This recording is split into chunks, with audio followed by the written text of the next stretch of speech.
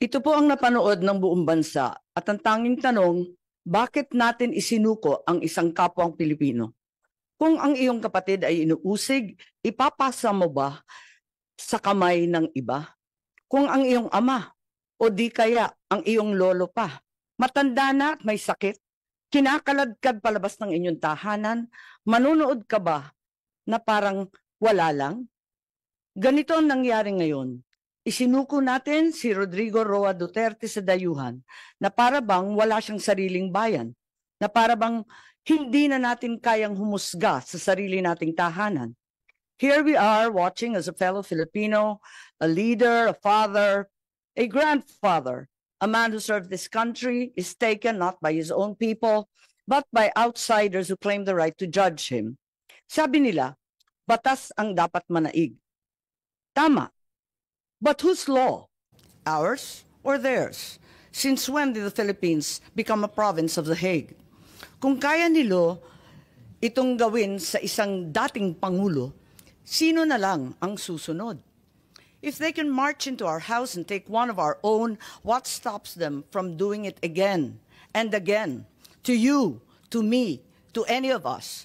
What protection can we guarantee our OFWs eking out a living overseas? This is bigger than Duterte. This is about our dignity as Filipinos. Ngayon pa lang ito nangyari sa buong kasaysayan ng Pilipinas. Pero paano kung mauulit? Paano kung sa susunod, ibang Pilipino naman, ang kinaladkad papalabas? The Senate will seek answers, and if there is indeed wrongdoing, we will make certain to put up safeguards so this never happens again. We are not here to fight, least of all, to fight each other.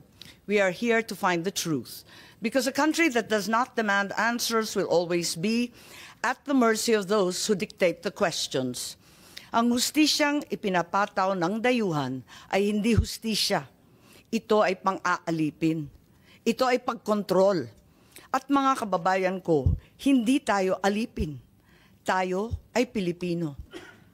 At kung Pilipino ka, hindi mo kailanman isusuko ang iyong kapwang Pilipino. Hindi mo isusuko ang iyong pagiging Pilipino.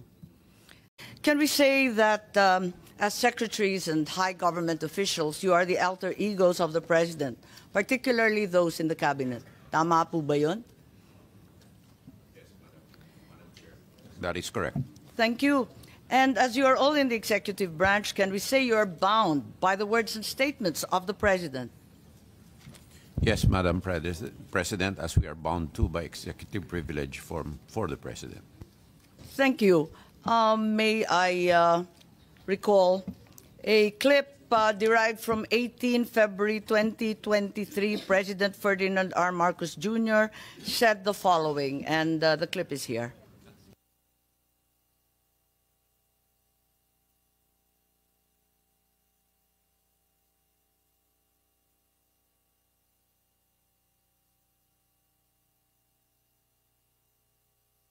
Oo, hindi, at bak.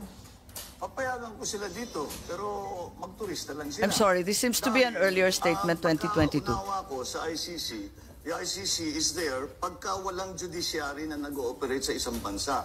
Dahil nagkagera, dahil nasira lahat, the economy has collapsed, etc., etc., for whatever reason.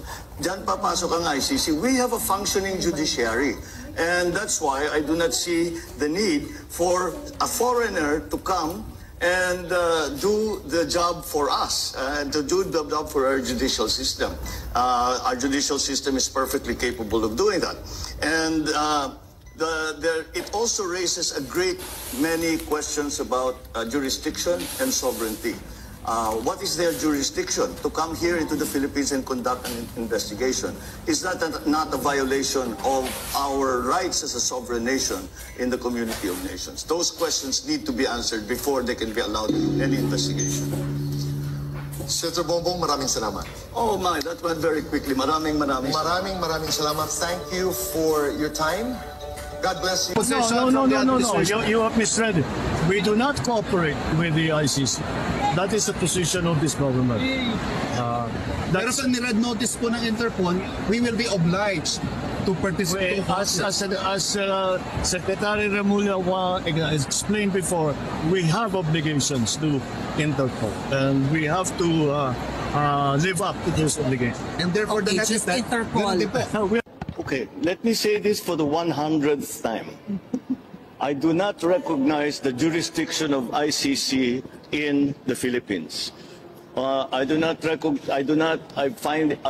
consider it as a threat to our sovereignty. Therefore, the Philippine government will not lift a finger to help any investigation that the ICC conducts.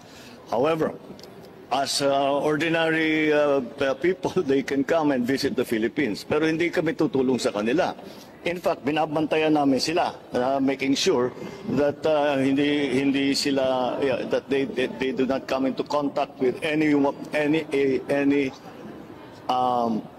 agency of government. And if they are contacting agencies of government, na sasabihin yung whatever, policeman, local government, sabihin nyo, wag nyo sasagutin.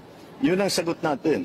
That we do not recognize your jurisdiction, therefore we will not assist in any way, shape, or form any of the investigations that the ICC is doing here in the Philippines. Okay. Thank you, sir. That's it? All right.